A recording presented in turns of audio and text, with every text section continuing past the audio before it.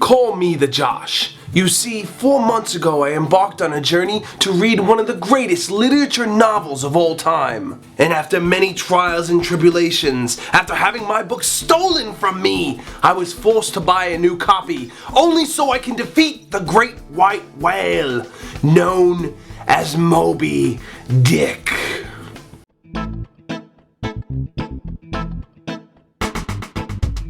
Seriously, this book took me 4 months to read, and I'll tell you why. Moby Dick is not a simple novel. In between the classic story of them chasing the whale, there's tons of history and literature that goes into this book. The basic story behind Moby Dick is this. It follows the journey of a whaling ship called the Pequod as they travel along the oceans to collect oil from different whales. Many years ago, Captain Ahab had been traveling along the oceans when he encountered the great white whale known as Moby Dick. And Ahab tried to capture Moby Dick only to have his leg ripped off his body by the great white. So where we stand now is with a vengeful captain looking to get revenge on the great white whale. Death to Moby Dick! So that's about this much of the book. Now let's get to the rest. What Moby Dick does well is really throw you into the world of a whaler to make you feel like you're part of the experience. It did for me. And upon the experience of traveling the world chasing around whales comes a lot of sitting around and thinking. At least that's what Ishmael does. The book goes into tremendous detail explaining the biblical and historical presence of whales throughout time. I have to admit though, the reason it took me so long to read this is because Herman Melville goes on so many tangents with it. He spent an entire chapter talking about what the whiteness of a whale means. There's lots of different characters in this story, and what makes it so great is that each one of them represents a facet of mankind.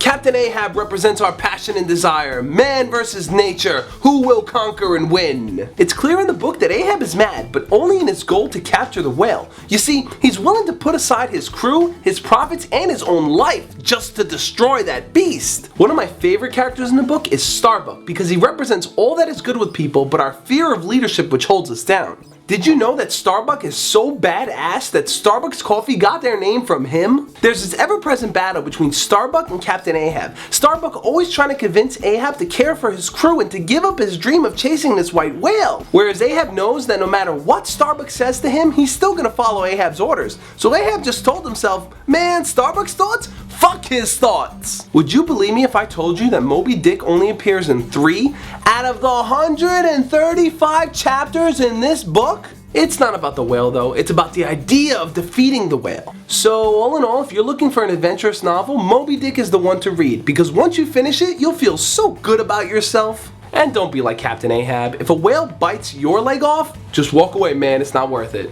Like this video if you enjoyed my review of the classic literary novel known as Moby Dick. Leave a comment letting me know, would you ever seek vengeance on an animal just because it wronged you? And subscribe to the channel so you can see my other book reviews and the next one coming up. As always guys, death to Moby Dick.